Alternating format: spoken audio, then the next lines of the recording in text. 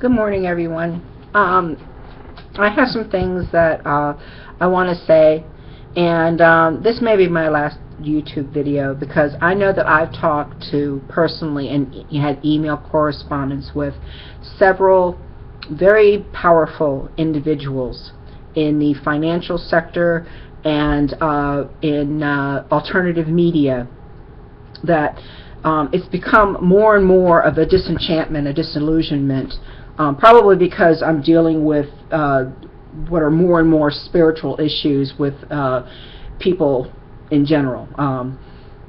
Because even if they espouse the edicts of Jesus Christ, it's certainly becoming more and more apparent that the only solutions that can be put in place to actually stop the avalanche of the systemic mess of derivatives that, you know, when the derivatives bubble does pop, that we the people within the United States borders and even without are going to experience as far as what is going to happen to what is in our accounts, what is in our investments, what is in our pensions.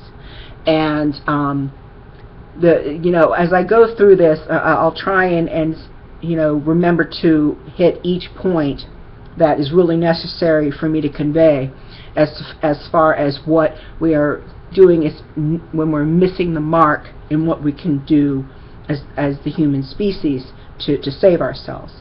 I know that LaRouche PAC, the Political Action Committee of Lyndon LaRouche, the one thing they do have had right all along, is that we need Glass-Steagall, and you need to look up the Glass-Steagall law for yourself. Take 5 minutes of your time to research the Glass-Steagall law that used to be in effect that actually protected depositors in all banks in our nation after the Great Depression and World War II. What actually protected our money and kept commercial deposits separate from investment banks, where they could just speculate the way they are right now, and actually through fractional reserve lending and what have you, just bad bets, cause these horrendous bubbles that are hurting us and changing our way of life.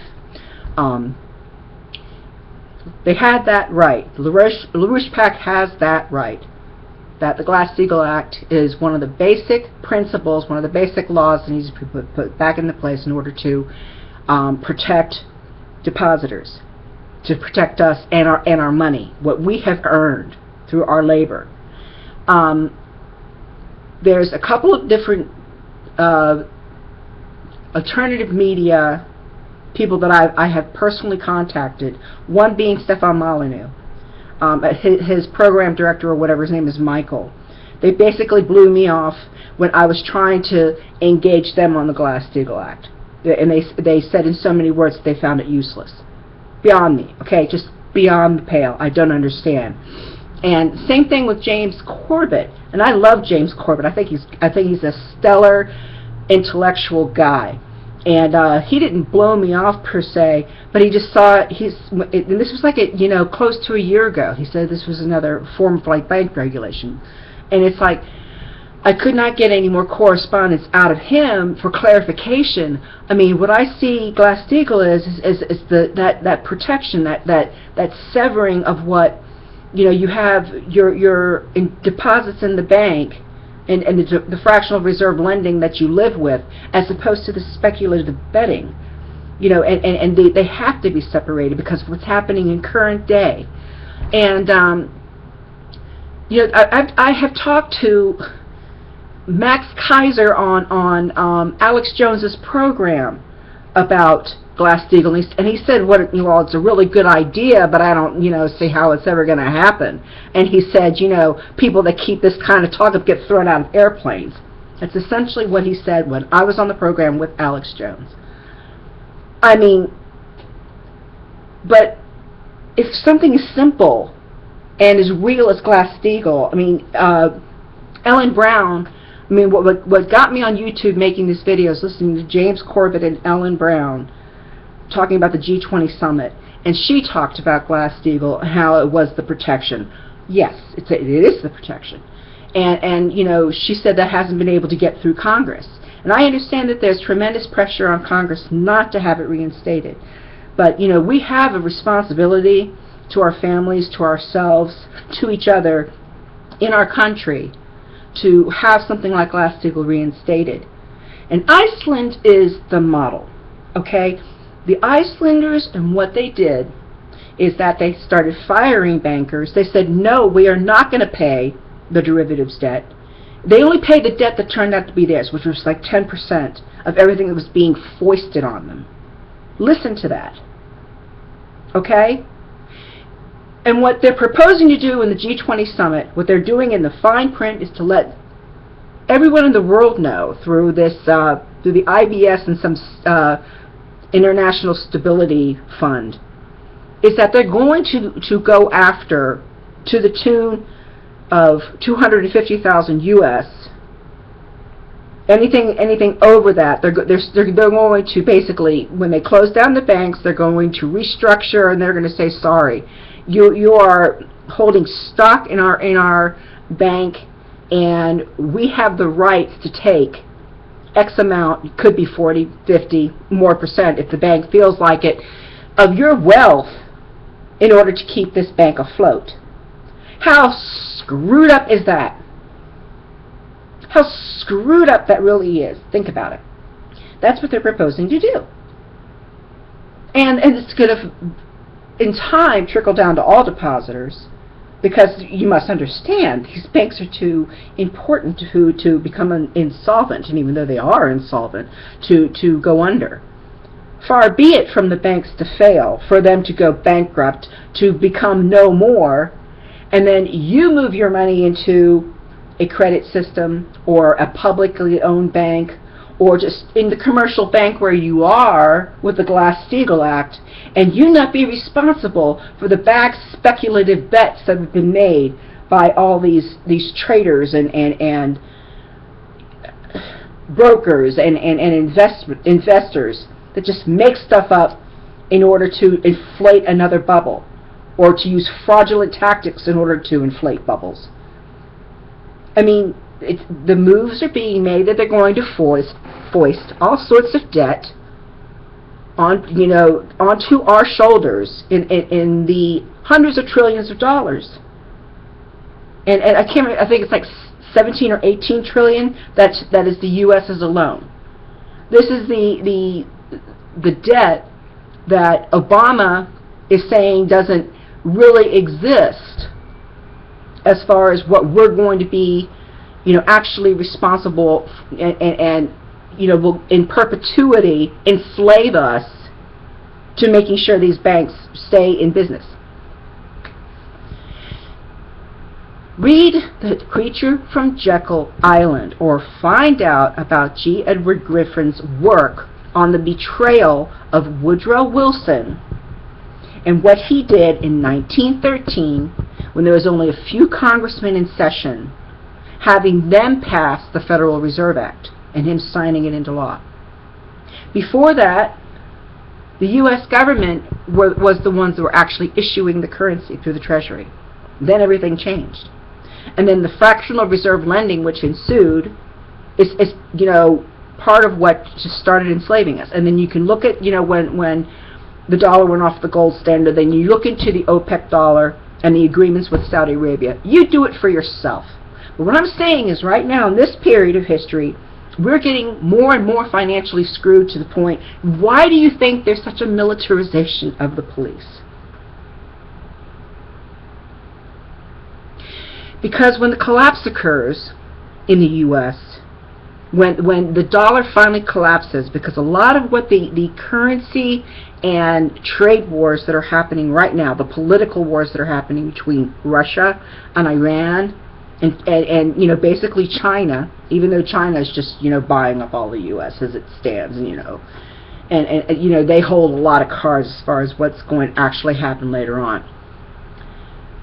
The militarization of the police is when the dollar collapse actually occurs, and then people understand that people like Judy Smith were telling the truth. And we have to take our life into our own hands at this point.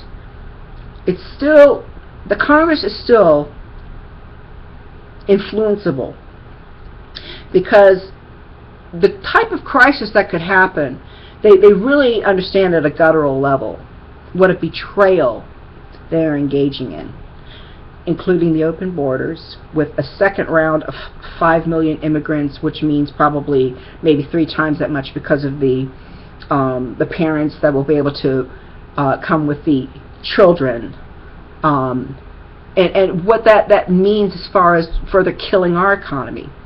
The biggest population that's going to hurt first, of course, is blacks, because a lot of the lower paying jobs are actually going to be taken by these illegal immigrants that, you know, now in California they're getting driver's licenses, but they're going to be taking jobs. They're going to be changing further the scope of our nation, further driving our wages down, further taking our jobs. Legitimate Americans, the people that had citizenship and ability to vote legally, I mean, whatever they had legally, is now being handed to people of other countries, and the disintegration is going to go further. And there is also a voting bloc, a democratic voting bloc, because we're going to communism, in case you haven't noticed. And if you think that is somehow conjecture, you're wrong. You're dead wrong. And it's also the fact that a lot of these people are going into military bases. A lot of these illegal immigrants are going into military bases. What do these things tell you? What it tells me is that they're going to have military training. No allegiance whatsoever, no oath to the Constitution, no caring, because they do not understand what freedom was. They're coming here to get free goodies and to be protected, because yes, a lot of them are coming from hellholes. They're coming from disenfranchised places where you have thugs run amok, and they're trying to escape it. You know, and instead of nation building, where we actually strengthen other nations, we're basically just bombing the crap out of them. But instead of building up nations, no, we're going to bring several countries' peoples here, and we're going to put them on military bases and let them go off into, you know, the four corners of our country, and be with family members or people that are going to sponsor them to the tune of thousands of dollars a month. And we're going to have a new military force that when the collapse does occur, do you understand who's going to, with only takes a few words to drag you out of your household, or to take you out of a protest, or to take you out of a gathering of disenfranchised people because the dollar is dead, and say, move, go along, move, now. I mean, what other English would they need to know in order to take you and your family to a FEMA camp, to an emergency internment facility? This is the reality. And what I'm trying to impart to you is this what you want? I cannot believe the people that think that the illegal immigrants coming across the border is somehow a good idea. Good idea for who? In the end, the people that they're bringing here are going to die also. When I say this is a eugenics-based program, eugenics is basically about further cleansing the race. And what the race is going to boil down to are the globalists. And that's it. I mean, I know it sounds like a science fiction film. Basically it is. But, you know, I don't have the imagination to make this stuff up. And when the Civil War, if they get a Civil War started because of these cops that are not being held accountable for any of their actions, basically Eric Garner, he's like one of the primary examples, because you can see on camera, unless you deny to yourself what is actually occurring, The man is in a chokehold and he is being taken down by several people. The fact that he was saying he could not breathe, the very least that cop could have done, not to murder the man, was to release the hold some. Just some, so he could breathe. It's perfectly audible. He says it, I don't know, 10 or 11 times that he can't breathe. Hence all of what the football players were doing and anybody else who wore the t-shirt, I can't breathe. I mean, this is insanity. It's just insanity. Then you throw on Kelly Thomas, young, schizophrenic, white male, who was beaten to a bloody pulp by two people that looked like they just came out of a maximum security facility, out of solitary confinement, because they looked so thuggish and so frightening. They were the two primary people, and they did not get indicted. They did not get held accountable. And then there is it a guy named Boyd. I want to say Jim Boyd. I'm not sure whether it's Jim or not. But in New Mexico, on a mountain, homeless guy. He was the one that basically, on a police radio, it was disclosed that there's a cop saying he's going to shoot the guy's penis off before he even arrived. And then this guy is by himself, and he's homeless on a mountaintop, hanging out. And there was a barrage of officers that got up and decided, they were going to extract him from the mountain. He may have had a knife, and he turned for whatever reason he turned, but there was no reason whatsoever, now on God's green earth, that they started using him for target practice. First it was rubber bullets, from what I understand. Then it was real bullets. Then they stuck the dog on him. And while he was laying there still, probably because he was dead, they're saying, drop the knife, drop the knife. I mean, complete psychotic, psychopathic behavior. Maybe not by all of them, but there were the ringleaders there. And then it's what is it, the thug or the group mentality? They have to all get into it. This is part of what is so dangerous in the police culture, is that they have to band together, and it's absolutely sickening. It is disgusting how they have these large. I mean, as of today, the burial of at least one of the New York police officers that got shot. Why is it's only important when police get killed? And does anybody know that there are there are dozens of professions that are so much more dangerous than police work? And police are not really protecting and serving. They're not even bound, if you're in the middle of being stabbed to death, for them to intervene. A lot of times they won't. They just they step back, or they make themselves unknown in what's happening, or they show up after the fact because they don't want to be stabbed themselves. And it is unprecedented, the new behavior, to shoot first and ask questions later. There's so many young people that have died recently in the news, in parks or in Walmart, buying toys that it was a BB gun or some type of air gun. The guy, he was on the phone with his girlfriend, and the last words I think he spoke to her is that it's not, or him say that she heard is that it's not real. The guy had never pointed the gun at the officers, and they killed him. I mean, that's insane behavior. These are the people that are supposed to be held to a higher standard of conduct, and they're acting like frightening children, or frightened children. The disconnect is getting more and more enormous. The ludicrous nature of people's behavior, their childishness, their mindlessness is expanding.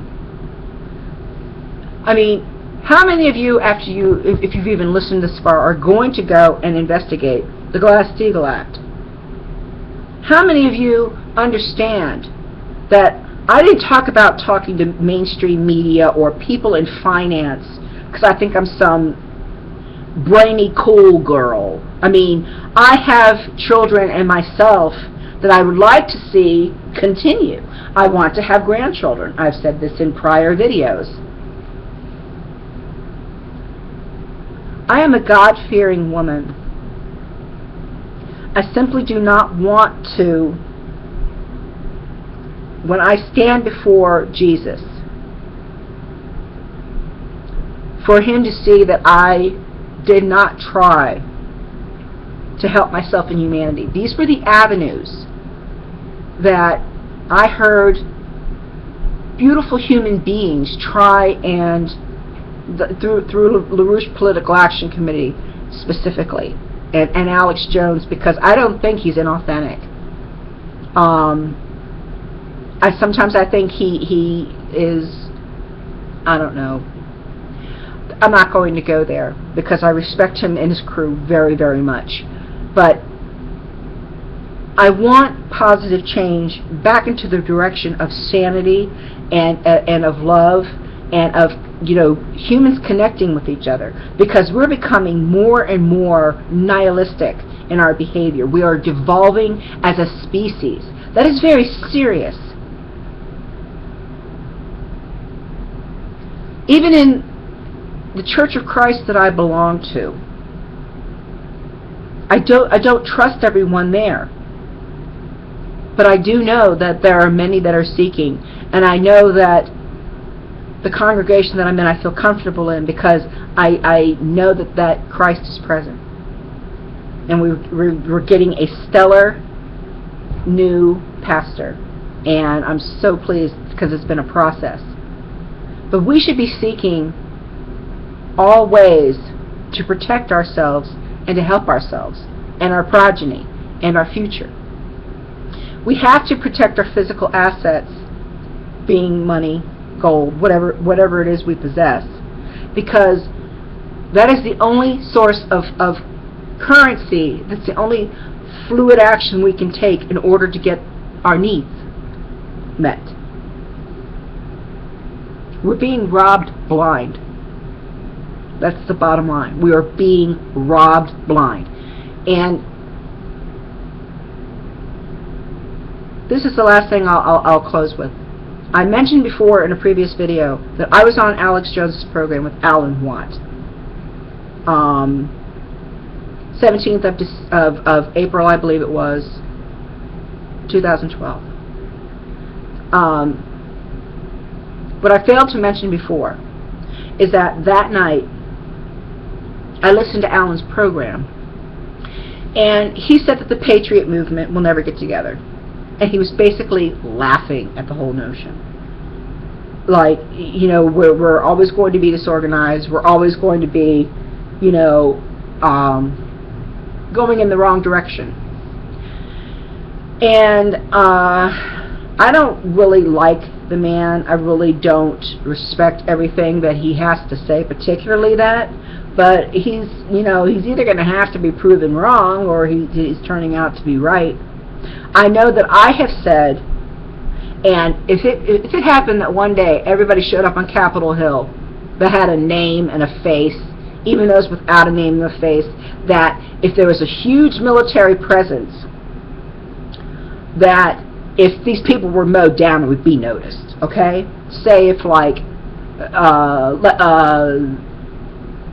trying to pick out just somebody, whether it's Max Kaiser, whether it's Paul Craig Roberts, whether it's Gerald Celente, whether it's, pick a celebrity, a big name, okay? Pick a Noam Chomsky or Naomi Prinz or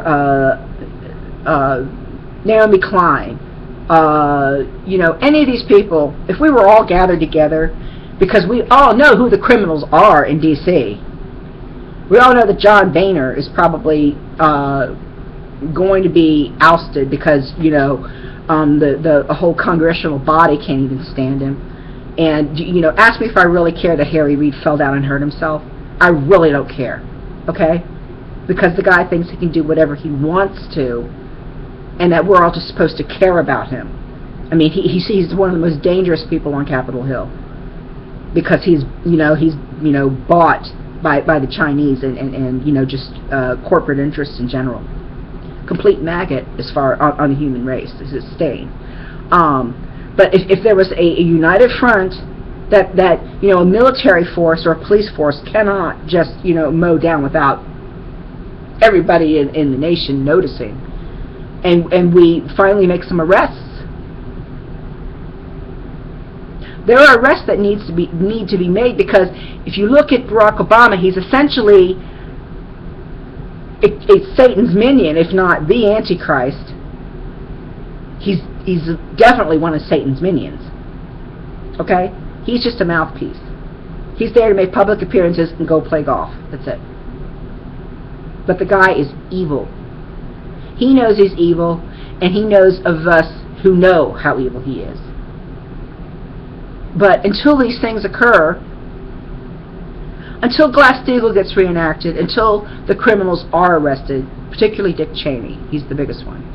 Rumsfeld is right below, then the Bushes. But until they're all, held to account, and there's a Nuremberg trial, all of this will continue. Private mercenaries through Academy or XE or Blackwater, wherever they're calling themselves this week. Maybe it's like, Zoo Wonder, whatever their name is this week. Until mercenary organizations like that of the Mossad or what don't even get me started on what I'm finding out about Jewish Zionism. Then all of this carnage is going to continue. People, you must understand that we're being robbed, and any bit of violence that's going on in other nations, do you really want that hen to come home to roost? So really, this is all I have to say. I'm a Christian woman that really loves Jesus. She loves her country. I love my children. They're monumentally important to me.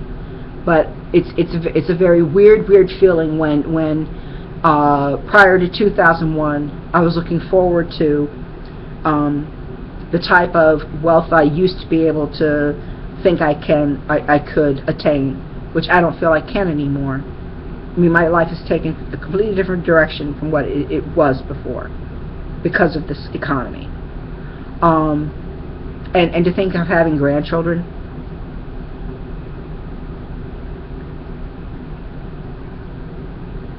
I mean, I understand the book of Revelations, okay? I understand a lot of what was prophesied. What I'm trying to do is follow the edicts of Christ, and I'm trying to see if there's anything that could be done to bring any sanity back in the meantime. Because Iceland is the model. Iceland has it right. And things are being watched in Cyprus, where the globalist struck, and basically it was deposits over 100,000 euros that got heavily affected to the tune of 50% of being erased in the restructuring of Cyprus, where many businesses just went bankrupt, and many people lost their jobs, and the impoverishment ensued, and now they're looking to get out of the European Union. Why? Because they're smart. So there are things that can be done right here, real time, if we really cared. But I am really tired of the pundits. I'm tired of the economists talking as if Glass-Steagall cannot be reinstated, or we have to have a major league crisis before there can be public banks put into place, or a Hamiltonian credit system put into force where we can start putting Americans back to work, or that America can't actually join the BRICS nations, which is another option, in order to do cooperative efforts together. There's any number of things that are positive that can be done, but all I see perpetrated is the crimes. And if Satan, if this is his show, no, nothing will change. But I don't understand the people that I listen to that are rational, seem moral, and everything. They talk about the same stuff over and over and over again, and that it's getting worse and worse and worse. And now, as I said, through the G20 summit, they're now talking about essentially the bail-in policy globally. And, are we going to head towards that end game where we're all going to have an RFID chip? I know I, for one, am not going to take it if that's what it actually boils down to. If it actually comes down to an RFID chip where all of my medical data, all of my financial data, the mark of the beast, right here, excuse me, I guess it's my right hand. If that's what it's going to boil down to, I'm not going to be a part of it. And I know what that means for me. I know what it means for anybody that is not going to accept that mark. And do I say this fearlessly? Yes, because I understand that at the end of it, where I'm going. But I can't believe in real time watching the level of insanity, particularly from every single one of the people that I know that I have any shred of respect for, that are just watching this unfold and talking about it as if this is the only thing that can happen. Put Congress's feet to the fire, for God's sake. Do you people really not care about your future? I understand what Jesus felt in the marketplace. I understand his rage. I understand what he went through. Because this is insanity. Fractional reserve lending and usury is enslavement. He knew it. I'm not a genius. I know it. When are you in the alternative media and in the world of finance? I'm talking to Peter Schiff. I'm talking to Max Kaiser. I'm talking to Gerald Celente again. I'm talking to Greg Hunter. I'm talking to everyone involved that we can make a better world. Why are we not doing it?